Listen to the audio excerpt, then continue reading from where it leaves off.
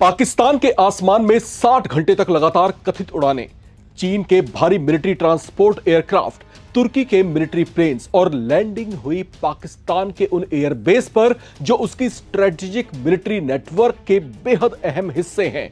अब सवाल सिर्फ इतना नहीं है कि चीन और तुर्की के विमान पाकिस्तान क्यों पहुंचे। असली सवाल है 60 घंटे तक आखिर क्या पहुंचाया जाता रहा। क्या पाक एयरबेस पर नए हथियार उतारे गए? क्या पाक में ड्रोन सिस्टम पहुंचाए गए? क्या एयर डिफेंस इक्विपमेंट की बड़ी खेप आई है? पाक किसी नए सैन्य टकराव की तैयारी तो नहीं कर रहा?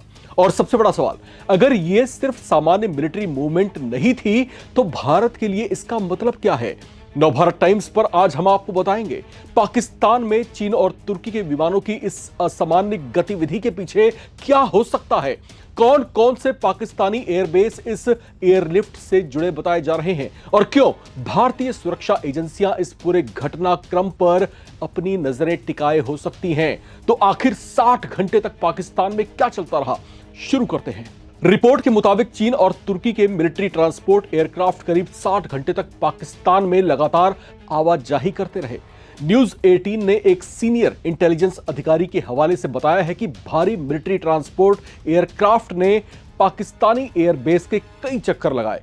इसमें रावलपिंडी के पास मौजूद नूर खान एयरबेस और कराची का मसरूर एयरबेस भी शामिल बताए जा रहे हैं। लेकिन सबसे बड़ा सवाल अभी भी अनसुलझा है, इन विमानों ने पाकिस्तान में क्या उतारा। रिपोर्ट में सुरक्षा सूत्रों के हवाले से संभावना जताई गई है कि इन फ्लाइट्स का संबंध मिलिट्री इक्विपमेंट की ट्रांसपोर्टेशन से हो सकता है। इसमें ड्रोन्स और डिफेंस रिलेटेड सामग्री शामिल होने की भी बातें कही जा रही हैं। लेकिन यहां पर एक बेहद जरूरी बात आपको समझनी होगी, इन हथियारों की मौजूदगी की फिलहाल कोई स्वतंत्र पुष्टि नहीं है। यानी फिलहाल हमारे पास दावा है, संभावना है, लेकिन पूरी तस्वीर सामने नहीं आई है। जाहिर है अगर यह मिलिट्री एक्टिविटी है तो पाकिस्तान इसे गोपनीय रखने की पूरी कोशिश जरूर कर रहा होगा। फिर भी 60 घंटे की लगातार कथित गतिविधि ने सवाल जरूर खड़े कर दिए हैं, क्योंकि अगर यह सिर्फ सामान्य मिलिट्री कोऑपरेशन या ट्रेनिंग एक्टिविटी होती तो इतनी लंबी और लगातार एयरलिफ्ट क्यों होती?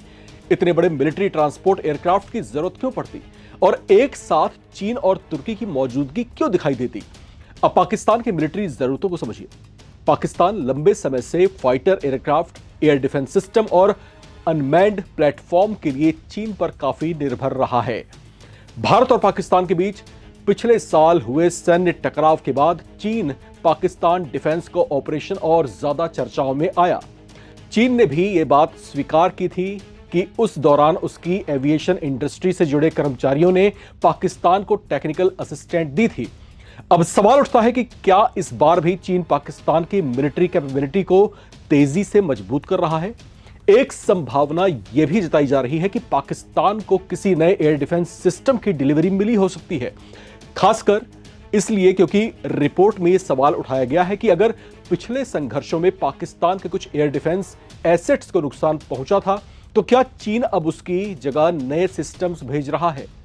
इस गतिविधि पर अभी फिलहाल पाकिस्तान सरकार की ओर से चुप्पी साधी गई है।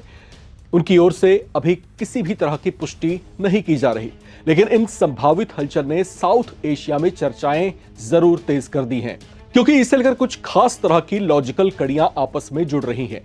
पहला, मई में पाकिस्तान तुर्की डिफेंस टॉक्स होना। दूसरा, 7 अगस्त को मक्का जॉइंट डिफेंस एग्रीमेंट होना। और तीसरा, पाक में चीन तुर्की एयरक्राफ्ट की कथित लगातार आवाजाही का होना। आपको क्या लगता है, क्या यह सिर्फ संयोग है या फिर इसके पीछे कोई बड़ा डिफेंस लॉजिस्टिक्स प्लान तैयार किया जा रहा है? क्या पाकिस्तान अपने एयर डिफेंस नेटवर्क को मजबूत कर रहा है? क्या चीन नए मिलिट्री इक्विपमेंट की सप्लाई बढ़ा रहा है? क्या तुर्की भी ड्रोन और डिफेंस टेक्नोलॉजी के जरिए पाकिस्तान की मिलिट्री कैपेबिलिटी को मजबूत कर रहा है? और अगर वाकई ऐसा है तो भारत के लिए सबसे बड़ा सवाल क्या है? हालांकि अभी यह कहना थोड़ी जल्दबाजी होगी और इस निष्कर्ष पर पहुंचना भी थोड़ी जल्दबाजी हो सकती है कि चीन और तुर्की ने पाकिस्तान में बड़ी मात्रा में हथियार उतार दिए हैं, क्योंकि उपलब्ध जानकारियां सूत्रों के हवाले से ही हैं। इसका ठोस प्रमाण या पाकिस्तान की ओर से फिलहाल कोई पुष्टि नहीं की गई है, लेकिन सुरक्षा सूत्रों द्वारा 60 घंटे की असामान्य मिलिट्री एयर एक्टिविटी का दावा अपने आप में एक ऐसा संकेत है जिस पर निगरानी रखना बेहद जरूरी है। अब चलते चलते कुछ सवाल नवभारत टाइम्स के आप तमाम दर्शकों से। आपको क्या लगता है? पाकिस्तान में 60 घंटे तक चीन और तुर्की के मिलिट्री एयरक्राफ्ट की लगातार कथित आवाजाही के पीछे क्या वजह हो सकती है? क्या वहां पर नए ड्रोन्स या एयर डिफेंस सिस्टम पहुंचे हैं, या फिर यह सिर्फ सामान्य मिलिट्री लॉजिस्टिक्स हो सकता है? कमेंट करके अपनी राय जरूर बताएं। चैनल को सब्सक्राइब करना बिल्कुल भी ना भूलें ताकि आप ना रहे किसी खबर से बेखबर। देखते रहें